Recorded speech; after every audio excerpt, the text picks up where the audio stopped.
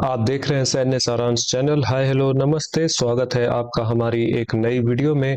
आपके साथ आज हम बात करेंगे रूस यूक्रेन युद्ध के बारे में, कुछ ताजा तरीन कुछ रोचक बातों की वीडियो में आज आपको बहुत सी खास जानकारियां जानने को सीखने को मिलेंगी।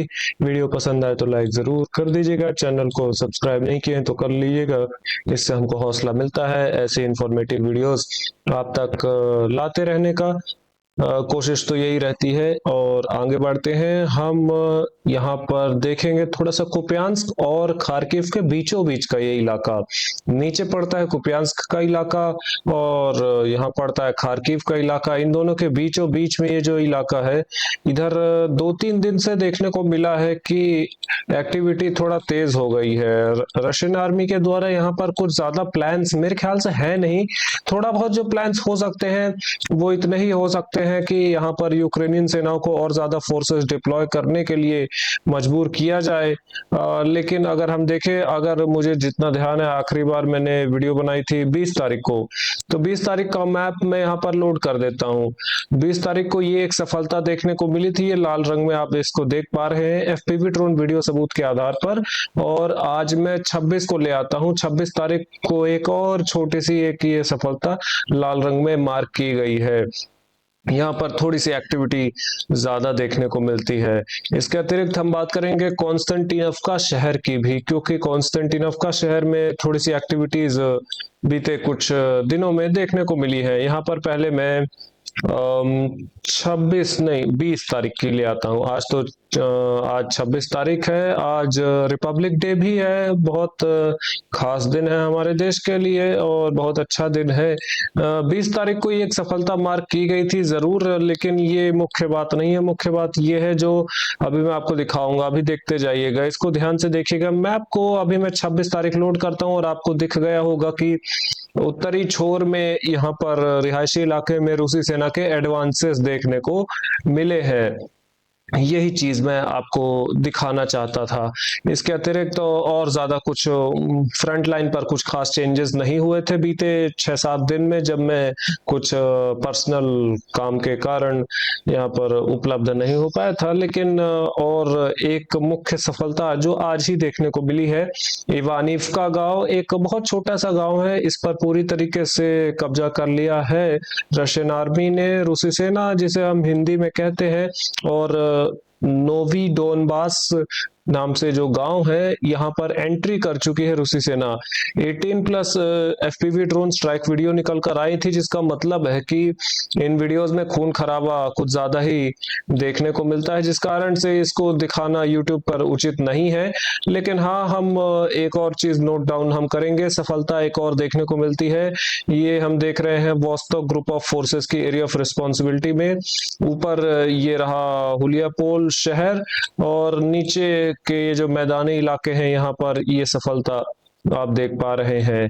और ये जो इलाके हैं, थोड़ा सा मैं एक और बार आपको लेकर चलता हूँ। 20 तारीख का मैप लोड करता हूँ तो हमें देखने को मिलेगा हुलियापोल शहर में ये निचले इलाके में कंटेस्टेड इलाके थे, और 26 तारीख को ले आए तो कुछ ये कंटेस्टेड इलाके लाल रंग में आ जाते हैं, जिसका मतलब है कि रशियन आर्मी के एडवांसेस यहाँ पर स्टार्ट हो चुके हैं।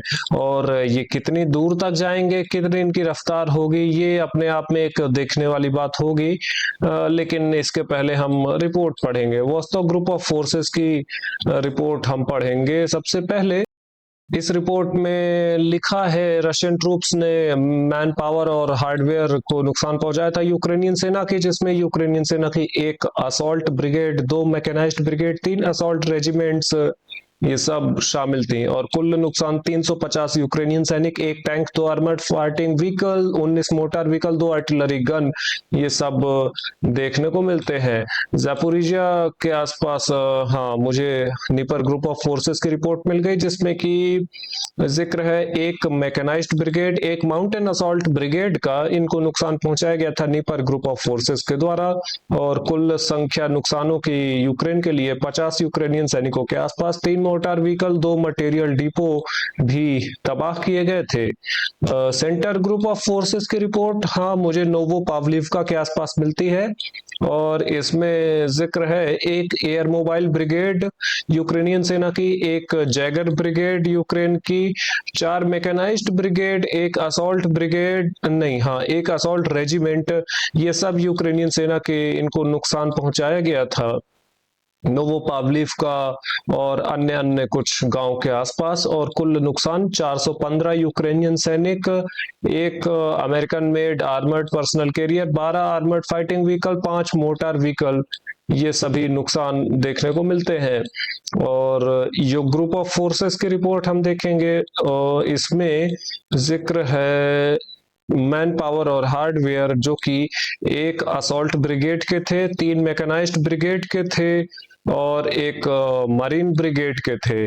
और कुल संख्या की बात करें तो 150 यूक्रेनियन सैनिक, 3 armoured fighting vehicle, 15 motor vehicle, 2 artillery gun, 2 electronic warfare station, ये सारे नुकसान छोटे छोटे देखने को मिलते हैं।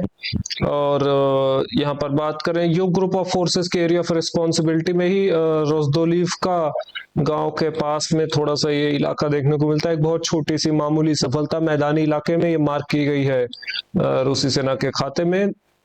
और लिमान शहर के अंदर एक छोटी सी सफलता, ये मैप जल्दी ही लोड हो जाएगा। हाँ ये रहा लिमान शहर आपके सामने और इसी शहर के अंदर ये एक छोटी सी सफलता रिहायशी इलाके में मार्क कर दी गई है। वीडियो सबूत के आधार पर ज़ेपैड ग्रुप ऑफ फोर्सेस की रिपोर्ट मैं जरूर देखना चाहूंगा। ये लोड हो चुकी है और इसमें जिक्र है एक असॉल्ट ब्रिगेड का, 2 मैकेनाइज्ड ब्रिगेड का, एक नेशनल गार्ड ब्रिगेड का और कुल संख्या 200 यूक्रेनियन सैनिक, 2 armoured fighting vehicle, 23 motor vehicle, 2 American made artillery gun, 4 field ammunition depot, ये सब तबाह किए गए थे रूसी सेना के द्वारा। बीते 24 घंटे की मैं बात कर रहा हूँ। लास्ट में मैं नीपर ग्रुप ऑफ फोर्सेस नहीं नॉर्थ ग्रुप ऑफ फोर्सेस की रिपोर्ट हाँ पढ़ लेता हूँ एक फॉर्मेलिटी के लिए ही, क्योंकि ज्यादा कुछ खास नॉर्थ ग्रुप ऑफ फोर्सेस की रिपोर्ट में अक्सर होता नहीं है। इसमें अलग अलग ब्रिगेड्स और इनका नुकसान का मेंशन्ड है, लेकिन कुल संख्या में बात कर लूं तो 150 यूक्रेनियन सैनिक, एक आर्मर्ड फाइटिंग व्हीकल और 20 मोटार व्हीकल, ये सब नुकसान के तौर पर इसमें बताए गए हैं। कुछ वीडियोस निकल कर आए थे, रशियन एयर डिफेंस सिस्टम कैसे ड्रोन को मार गिरा रहे थे। रात की वीडियोस थे इसलिए कुछ खास उसमें मजा आएगा नहीं देखने में। यूक्रेनियन आर्मर्ड फोर्सेस बेलगोरोड की ओर हमला कर रहे थे लॉन्ग रेंज अटैक ड्रोन्स के द्वारा। ये जो बेलगोरोड शहर है इसके आसपास ये हमले हो रहे थे और इसमें मल्टी लॉन्च रॉकेट सिस्टम का भी उपयोग किया जा रहा था। एयर डिफेंस सिस्टम एक्टिव थे, लेकिन हाँ कुछ नुकसान जाहिर तौर पर देखने को मिले होंगे। इनकी क्या रिपोर्ट थी एग्जैक्टली ये मेरे ख्याल से शायद आई हो। एक और आइकन मुझे दिखा जिसमें कि मेंशन्ड है 40 यूक्रेनियन ड्रोन्स को मार गिराया गया था अलग अलग इलाकों के आसपास। एक ब्रियांस्क ओब्लास्ट, एक सी ऑफ एजोव, एक और ओब्लास्ट में एक क्रास्नोदार क्राई ओब्लास्ट के आसपास 40 ड्रोन मार गिराए गए थे। एक्चुअल नंबर ऑफ संख्या जो यूक्रेन ने मारी थी ये थोड़ा इससे ज्यादा ही होगी निश्चित तौर पर, ये हम समझ सकते हैं, इसमें कोई ज्यादा शक की बात नहीं है। कुछ हम राजनीतिक खबरों की बातें कर लेते हैं। यूएई के बारे में भी मैं थोड़ा 1-2 सेंटेंस बोलूंगा, जरूर बोलूंगा। उससे पहले देखें तो ट्रंप को इनविटेशन दिया गया है पुतिन के द्वारा कि वो रशिया आए और कुछ बातचीत हो, जैसे पुतिन गए थे अलास्का और ट्रंप से बातचीत की थी। देखने वाली बात होगी इसको स्वीकार करते हैं या नहीं ट्रंप। लेकिन जो ट्रंप के द्वारा रवैया दिखाया जा रहा है वो थोड़ा मिक्स मुझे दिखता है। पुतिन के प्रति भी थोड़ा मिक्स होता है, कुछ टाइम पर कुछ अच्छी बातें, कुछ टाइम पर कुछ अच्छी बातें नहीं। इस तरीके से ये चीजें होती रहती है।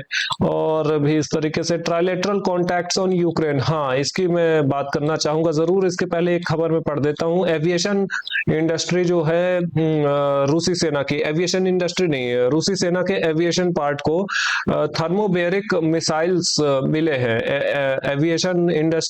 एविएशन पार्ट से मेरा मतलब है कि रूसी सेना के लिए जो फायर सपोर्ट देते हैं अटैक हेलीकॉप्टर्स, इनको जो मिसाइल्स मिलती हैं इनमें अब थर्मोबेरिक वॉरहेड्स का भी उपयोग किया जाएगा, जैसे टॉस फ्लेम थ्रोवर सिस्टम्स में उपयोग किया जाता है वैक्यूम बॉम्ब्स। मैं उन्हीं की बात कर रहा हूँ, वैक्यूम बॉम्ब्स की तरह वॉरहेड्स इनमें अब लगाए जाएंगे। और इन मिसाइल्स का उपयोग करके जो रशियन अटैक हेलीकॉप्टर्स हैं, ये यूक्रेनियन सेना के जो फोर्टिफाइड बंकर्स हैं इनको बहुत आसानी से तबाह कर सकते हैं। About Donbas, Ukraine peace talks and on positive note as Zelensky teases future meetings. हालांकि इसका कोई अर्थ है नहीं, क्योंकि मैं आपको बताऊं तो यूनाइटेड अरब एमिरेट्स में, थोड़ा सा मैं सऊदी अरब की ओर ले जाऊंगा। यूनाइटेड अरब एमिरेट्स कहाँ पड़ेगा, थोड़ा सा आज मेरा मैप्स थोड़ा स्लो लोड हो रहा है, लेकिन उसके बावजूद हाँ, ये जो इलाका मैंने आपको दिखाया ये यूनाइटेड अरब एमिरेट्स का है। यहीं पर 23 जनवरी को यूक्रेन और रशिया के बीच में बातचीत हुई थी। यूक्रेन, रशिया और अमेरिका के बीच में एक ट्राइलेटरल मीटिंग हुई थी। इसका रिजल्ट क्या निकला? इसका रिजल्ट कुछ खास नहीं निकला। थोड़ा बहुत शायद पहले लगा होगा कि बातचीत सही जा रही है, लेकिन अंत में कोई बहुत ज्यादा रॉकेट साइंस जैसा कोई रिजल्ट निकला नहीं। इसका जीता जागता मैं सबूत आपको दे देता हूँ। ये आज की खबर है, आज 26 तारीख है, बातचीत तो मीटिंग तो 23 तारीख को हुई थी। और आज की खबर में यह है कि जेलेंस्की कह रहे हैं Ukraine will under no circumstances surrender its territory to Russia. Zelensky कह रहे हैं कि यूक्रेन किसी भी परिस्थिति में अपनी धरती रूस को नहीं देगा। इसका सीधा सा मतलब है कि ये टाइम वेस्ट कर रहे हैं। ये जो मीटिंग्स के नाम पर कभी तुर्की, कभी यूएई, कभी स्विट्जरलैंड इत्यादि इत्यादि, कभी अलास्का, कभी फ्रांस की राजधानी, कभी जर्मनी की राजधानी इत्यादि, ये सब जो हवाई यात्राएं हो रही हैं ये सारी एक वेस्ट ऑफ टाइम है। जब जेलेंस्की खुद ही कह रहे हैं कि यूक्रेन अपनी धरती किसी भी कीमत पर रूस को नहीं देगा और रूस इसी तरीके से फिर इस युद्ध को जारी रखेगा अगर यूक्रेन रूस की बात नहीं मानेगा, और इसी तरीके से ये सारा वेस्ट ऑफ टाइम चलता रहेगा। 138 ड्रोन का उपयोग किया था रूसी सेना ने यूक्रेन पर हमले करने के लिए।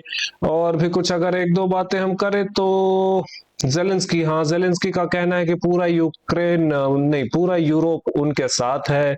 बाल्टिक स्टेट्स उनके साथ है, जर्मनी उनके साथ है, फ्रांस उनके साथ है, यूनाइटेड किंगडम उनके साथ है, इटली, स्पेन, पोर्टुगल उनके साथ है, और ज्यादातर देश इसी तरीके से, अमेरिका, जापान, ये सब भी यूक्रेन के साथ है। लेकिन इनमें से कितने देश एक्चुअली में यूक्रेन के साथ है, ये थोड़ा एक विचार करने लायक बात है। खैर, फ्रांस से रोड्यूर 330 नाम से ये जो अटैक ड्रोन्स होते हैं ये मिल चुके हैं। और इनमें एक खास बात यह है कि इनकी रेंज थोड़ी ज्यादा देखने को मिलती है, 500 किलोमीटर तक इनकी रेंज है। फ्रांस के द्वारा ये बनाए जाते हैं और इनको रिकॉनेसेंस मिशन या कामिकाजे मिशंस के लिए उपयोग किया जा सकता है। मतलब इनको जानकारियां इकट्ठी करने के लिए और साथ ही साथ वन वे अटैक के लिए, अटैक ड्रोन्स की तरह भी उपयोग किया जा सकता है। हालांकि यूक्रेन इनका उपयोग मेरे ध्यान में जानकारियां इकट्ठी करने के लिए यानी रिकॉनेसेंस मिशन के लिए ही उपयोग करने वाला है।